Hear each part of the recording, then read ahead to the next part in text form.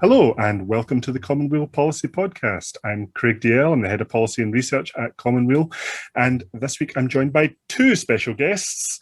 We have Weal from the Sortition Foundation and Alice Kinghorn-Gray from the Electoral Reform Society Scotland. Hello, the pair of you. How are you doing? Yeah, I'm doing pretty good. Yeah, thanks. How are you? It's been a fun day. I'm always look forward to recording the podcast. Always good to have guests on the show. So I'll just start off by getting both of you to quickly explain who you are and what your groups are. So, Will, who are the Sortition Foundation? Yeah, it's always deep when somebody asks you who you are, isn't it? So, yeah, I'm Will. I work on the campaign to see a House of Citizens happen in Scotland, and I work within Sortition Foundation, which Sortition champions deliberative democracy, so doing both sortition services for citizen assemblies, which is basically just the recruitment side, so that the side that many people are pretty mystified about. And on top of that, we advocate for change in democratic systems. So yeah, that's a bit about Sortition. Hi there, thanks for having us, Craig. I'm Alice. Like you said, I'm at ERS Scotland now. The Electoral Reform Society is a UK-wide organisation with its head office in London. So because we cover quite the devolved nations as well, our campaign approaches differ somewhat. So in London, I think people they've heard of the organisation would be more familiar with campaigns for PR at Westminster, reform of the House of Lords. But obviously we've got a different setup here in Scotland. So our campaign for a number of years now has really been focusing on local democracy and kind of addressing and highlighting the local democratic deficit we have in Scotland, despite the evolution. But similar to Will and the Sortition Foundation, which is why we've kind of joined forces on this, is that we're really also interested in how do we evolve democracy to make it fit for the 21st century. You know, we don't see it as static. Electoral democracy is one type of democracy, but we really need to be thinking about democratic innovations to go with the times of social transformation, technological transformation, a whole host of things that we've been seeing across the world as well. So I think it's not just, Scotland, England, UK, this is worldwide as well. So yeah, I hope that describes a bit. Yep, and it's one of those democratic innovations and transformations that we're going to be talking about on today's show. It's an issue that we have spoken about on the podcast before, back in November, and it's one that Commonweal, Sortition Foundation and DRS have all worked together on for many years now. We produced a paper back in 2017 on it. This is the idea of a House of Citizens in the Scottish Parliament. So the Scottish Parliament is what's known as a unicameral parliament. It only has one house, one chamber. We don't have a Senate above the House or a House of Lords like they do in the UK. Instead, there's other ways of the Parliament scrutinising itself, scrutinising the legislation coming through. And we'll talk about how those maybe aren't working as well as they could. But one proposed solution for this is to have a citizens' assembly that would oversee the Scottish Parliament and its legislation. So, Will, can you explain what a citizens' assembly is in general? Because folk might have heard of this in other contexts. There has been two major citizens' assemblies in Scotland in the last year. So, can you explain what a citizens' assembly is, and then how this House of Citizens is similar but slightly different? Yeah, totally. Yes, a citizen assembly is where you get a group of people together from the area, so like Scotland, and they're brought together to discuss a particular issue or issues and reach a conclusion about what they think should happen next. So the people who take part are chosen really to reflect the demographics of that area. So whether that's age, gender, location as well. We didn't want to create a citizen assembly and everyone to be from the Central Belt, for example. That wouldn't be very helpful. So reflecting those demographics as well as relevant attitudes towards something. So their preferences maybe on a topic. So you have a kind of diversity of opinion, and people are allowed to come together and discuss that and listen to experts and have a deliberation over what kind of the best action is next. So sort of what a citizen assembly is, there has been, as you said, Craig, there's been 2 in the last year within Scotland, and there's also been quite a few across the world as well happening.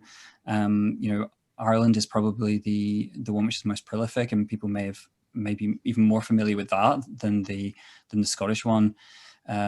Famously around abortion rights, and the recent one which is on gender equality as well. So yeah, they've been used to tackle some pretty substantive challenges, so yeah, it's coming up with solutions that that really the people and not politicians get to decide what the action or the next step forward is. And of course, in 7 days' time is the Climate Assembly. They produce their recommendations, which is going to be exciting. So seeing what they've drawn up together as a group of about 100 people from across Scotland, and they've listened to experts from across the field, and they're going to put through their recommendations. And then that usually, so how it happens in Scotland at least, it then goes to the Scottish Parliament. They'll consider those recommendations and then respond to them. Although, yeah, that's the bit which is maybe a bit of the sort of the challenging part sometimes. I was very proud to be part of the Climate Assembly. I was one of the folk brought in to give evidence to it, and I'll link to it in the description below, but we actually ran a podcast just after the preliminary report for the Climate Assembly came out, in which we got one of the organisers on and one of the citizen participants from the Assembly. It was a really fascinating chat, seeing the experience of what it's like to actually be part of that Assembly. So yeah, well, this idea of the actual House of Citizens in the Parliament, how is that slightly different from, say, the Climate Assembly? Yeah, I think it goes back to what you were saying about where the root of this was. So like House of Citizens, there was a couple of starts to that story. One is being with Weal itself, obviously, with that paper in 2017 that recommended the citizen-led second chamber. And the next is with that 2020 when the Citizen Assembly on the Future of Scotland drew up its recommendations, and one of that was the House of Citizens. And it's probably one of the most exciting recommendations, or at least for us, for me it is, because it's really radically changing how things are in terms of democracy in Scotland. And House of Citizens is essentially a second chamber. So you can think of it a bit like the House of Lords, but without all the stuff we don't like about the House of Lords. So it would do similar functions, things like scrutinising legislation, improving accountability of Scottish Parliament, but also crucially, it would hardwire deliberation into Scottish Parliament processes. So deliberation just being like a discussion leading to an action or an ask. So what I was just chatting about in terms of citizen assemblies. And you could think of it as a citizen jury. So instead of hereditary peers like we've got in the House of Lords, you would have citizens that are selected by a lottery system. That would ensure like the key demographics like age and location within Scotland would be covered. And citizens would come together and they decide on issues that are important to them, whether that's housing or perhaps rural mental health. So that's quite different from citizen assemblies and how we've been seeing them occur, where they've been usually given a challenging topic. This is about them actually deciding that agenda themselves, and then the experts are brought in. And based on that, they have those deliberations similar to a citizen assembly, and then they've like real power in delivering on those actions and ensuring that those are followed through by, in this case, Scottish Parliament. So I mean, when House of Citizens first floated by the Citizen Assembly, there was a lot of buzz because I think partly Scotland would be leading the way in centering ordinary like folk into decision making, and this would be, obviously it's no silver bullet, but it would go a long way towards radically shifting away from from the kind of elite and often inaccessible system we have now, whilst doing functions that we do need in Scotland, like legislative scrutiny, but done by citizens, not by politicians. Politicians scrutinising themselves, that's not a great look. Yeah. We can see from down south just how well that goes. I always like the description of a citizens' assembly, the analogy to a jury system, because it brings up the question that if ordinary citizens are trusted to judge whether someone has transgressed a law or not, then shouldn't we be trusted to judge the law itself and judge legislation coming through? So, Alice, if the Citizens' Assembly, if a House of Citizens is the solution, what exactly is the problem? Why do we need this? What are the deficiencies, especially in the Scottish parliamentary system?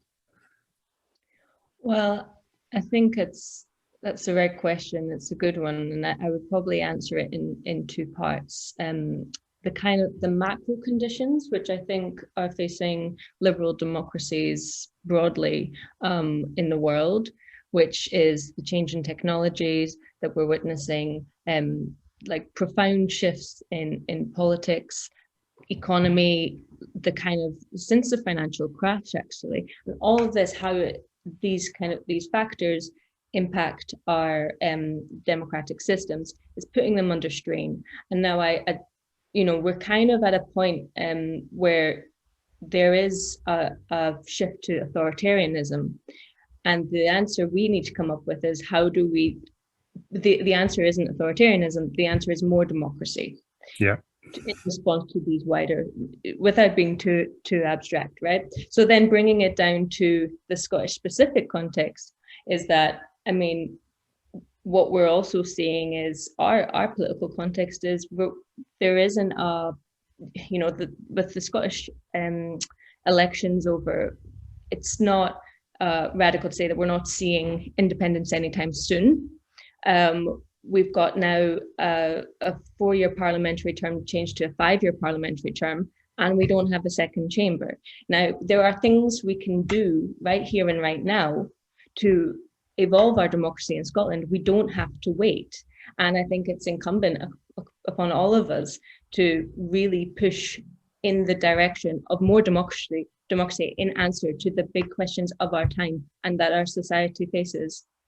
Does that kind of speak to what you... Yeah. So maybe to take that a little further, though, why, if we need that better system of democracy in the Scottish Parliament, or we did need that better system of scrutiny, I should say, why a Citizens' Assembly? Why not, say, give the parliamentary committees more power, or why not have an elected upper house like the Senate that many democracies have? Absolutely. I mean, I think that, again, multiple points to this that you've referenced yourself. There are a whole load of issues with the committee system. It does a lot of good. I would say we defend the committee system. It has more power in the Scottish Parliament than it does in England at Westminster. However, points that you've raised yourself is that there's relating to workload, relating to politicians scrutinizing themselves. Really, is this kind of what we want to use our time and energy enhancing, when actually it functions? But we need to be, when we talk about evolving democracy, it's because we don't want to just solidify more of the same. We actually want to look at what are the cracks, what are the issues, we believe that a massive issue is that over time our systems have created careerist politicians that, for the best intentions in the world, are then in a system in which they're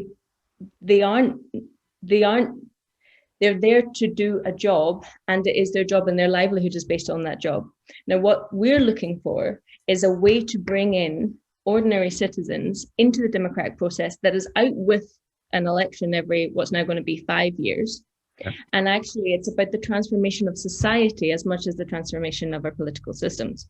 So, I mean, this isn't something that's unique to Scotland or to now or to the UK. I mean, you go back to to pre-World War One, and this was already an issue where you had working class enfranchisement, mainly white male, granted working class enfranchisement, where they then would go into become politicians, go into the system, and didn't want to go back to the factory floor, right? So it's about addressing that actually our society and our democratic society could be a lot healthier if we have a second chamber, House of Citizens, citizens' assemblies, in which you have ordinary folk that go in, they are trusted and are trusted proxies in that system to make decisions, to scrutinize, to set agenda as well, which I think is really important. Yeah. And then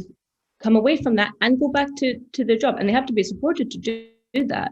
But actually, it's about trying to shift what politics is in society and how people relate to politics. Yeah, one of my favourite idioms or quotes about politics, especially directed at career politicians who have been in the job just a little too long, is power does not corrupt. Fear corrupts. Perhaps the fear of losing power. That's great. Totally. And just to add to that, I just want to clarify. I think it's not about just having a go at politicians. That's not what I'm doing. And I also think that, we have a massive class issue in our politics, and it's that you have, in Scotland, it's like in the Scottish Parliament, you're 4 times more likely to have gone to a private school, right, than if you're an MSP, than that. And that is representative of our society too, but then it reinforces it, and it reinforces the class inequality. And it doesn't mean that people that aren't from working class can't work in working class interests, because Tony Benn being an example, but it really, we're then creating issues that we then have to work out ways to mitigate against. Whereas with looking at the structure and looking at the system and trying to find alternatives, this is what this is all about. Yeah, I'm really glad you mentioned Tony Benn there, because I was going to quote his famous 5 questions for a democracy, which I think is always a good way of scrutinising institutions. His 5 questions are: what power have you got? Where did you get it from? In whose interest do you use it? To whom are you accountable? And for me, probably the most important one, how do we get rid of you? Now, Will, you mentioned briefly how a citizens' assembly would be selected, that this would be a random process, but then balanced according to demography and geography. But one of the questions that often I get asked when I'm talking about this is, how long would people serve on the assembly, and what would be the process for rotating folk out? Would it be a few at a time, or would you be replacing the entire assembly all at once, like we do essentially with elections? Yeah, I think the first thing to note is that I think I've got a few responses on Twitter where we talked about the campaign, where people have been like, well, you just set up another House of Lords, wouldn't you, if you have got these citizens who are elected? It's like, well, not quite, definitely not. They'd hold 1 to 2 year terms.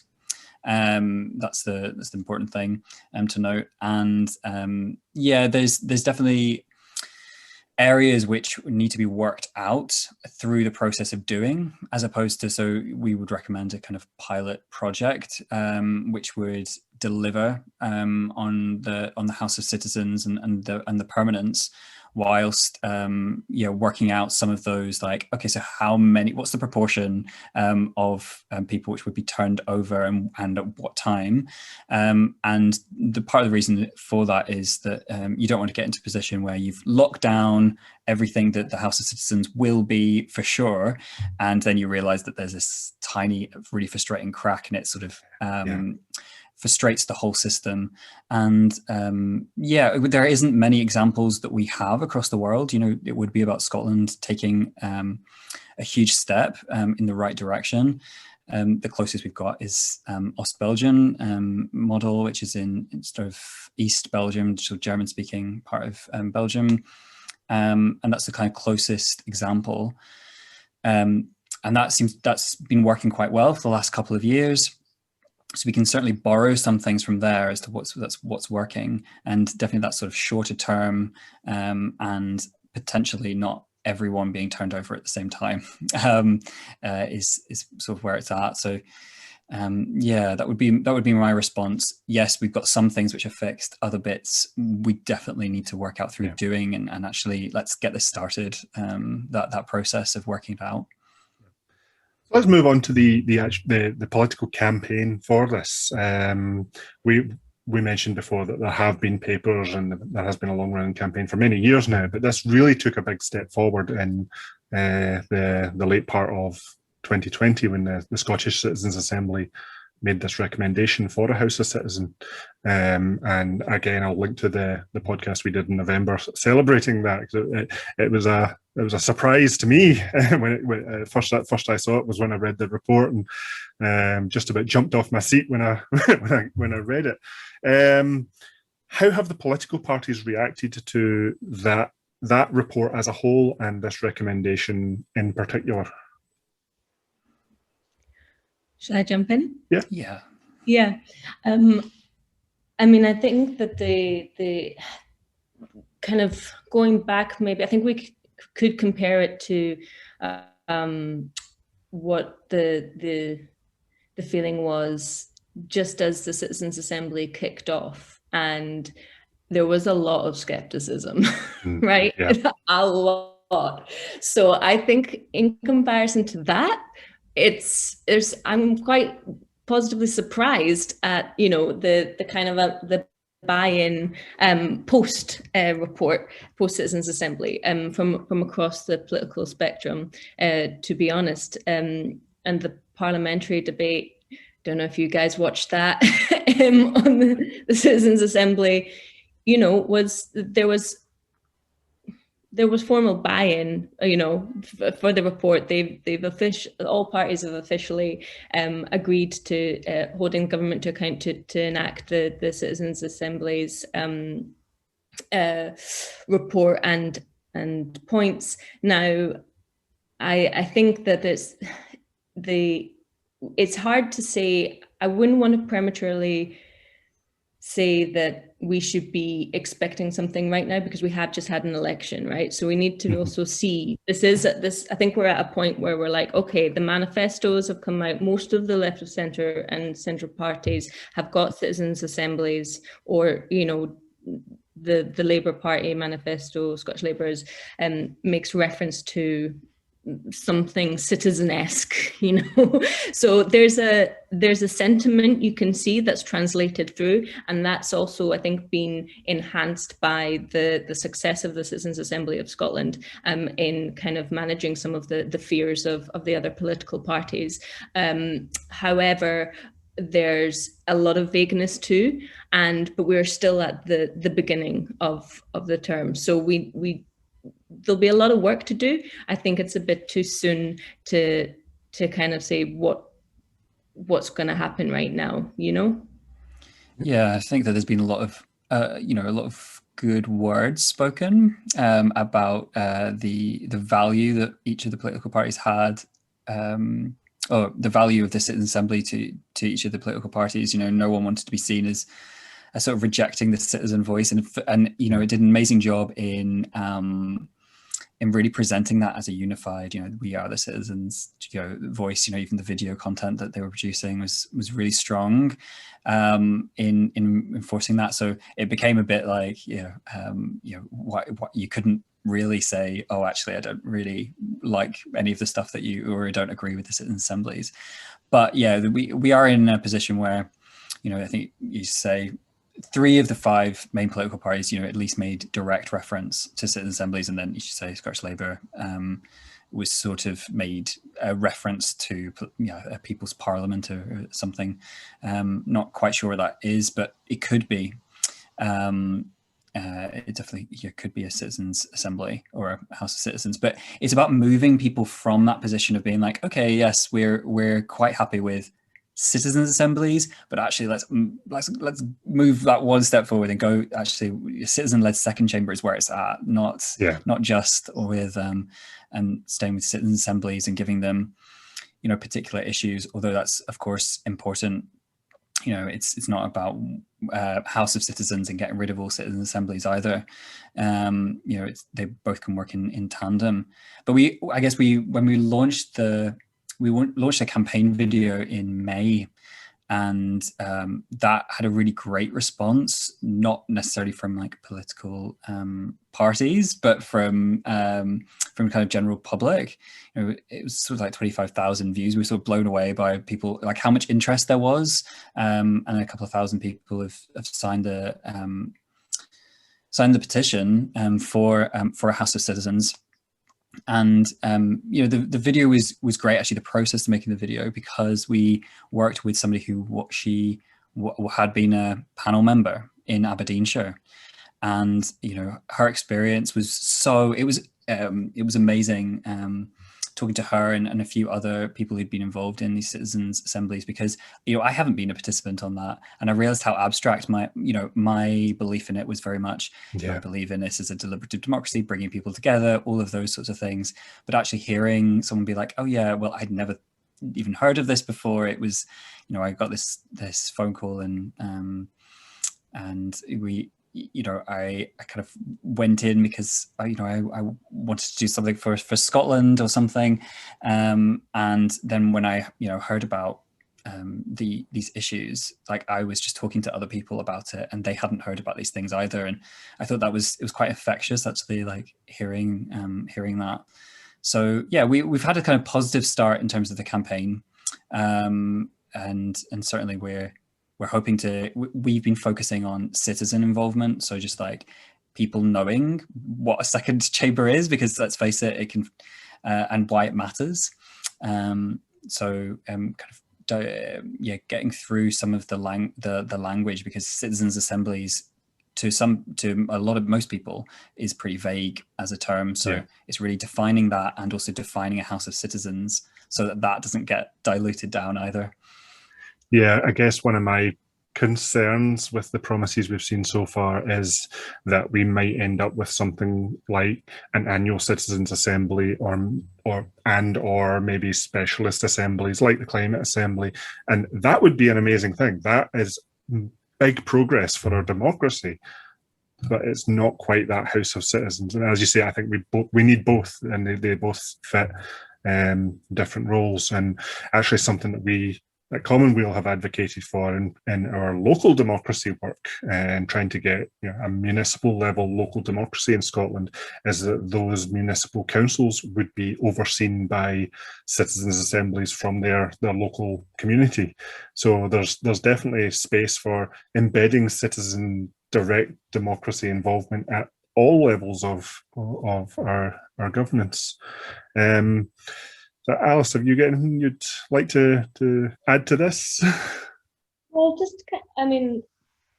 completely agree, and it just off the back of what you're both saying, I think sometimes what doesn't get talked about enough, but myself included, is also the impact that these experiences have on people, the people who are involved, and they're the great advocates for it.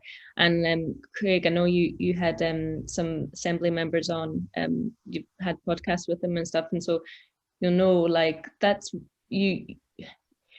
we can talk about it all we want, and the benefits and stuff, but it's really powerful listening to folk that have been involved and how much it impacts them, and how it and that's kind of the flip side of it. It's the fact that obviously we need to evolve and kind of make our democratic systems healthier and make them better, much better.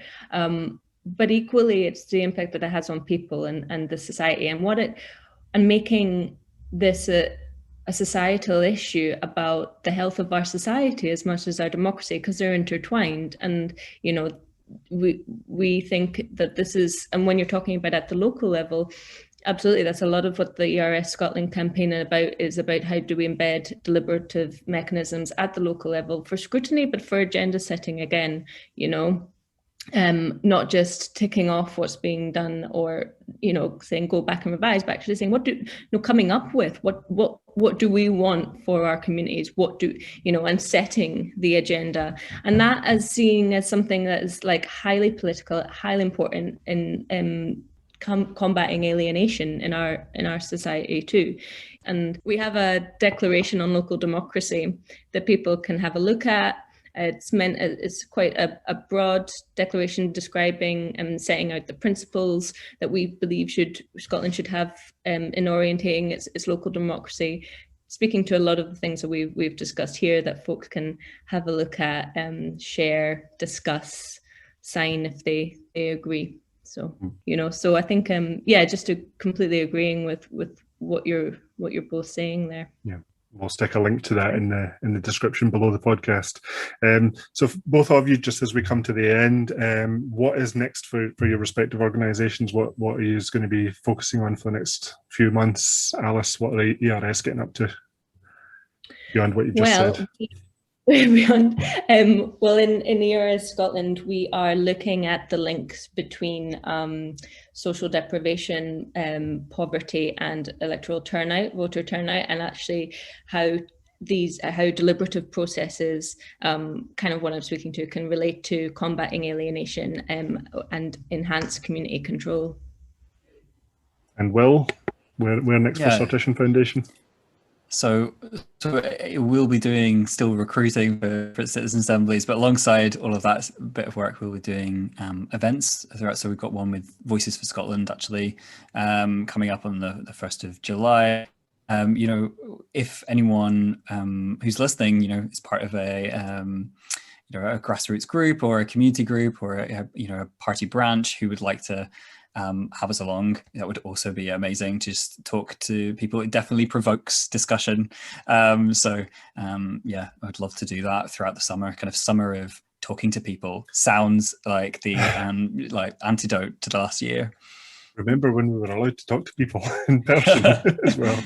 Oh, well, thank you, Will, Alice, thank you so much for coming onto the show. That's been a fascinating chat. And just for everyone else out there who's listening, just a reminder that Commonweal is an organisation that is entirely funded by folk like yourselves, giving us a £5 or a £10 a month.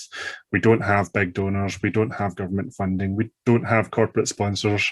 We don't even have adverts on our website. Everything we do, from this podcast to our policy work, like the work we've done in the House of Citizens, is all supported by citizens, by you.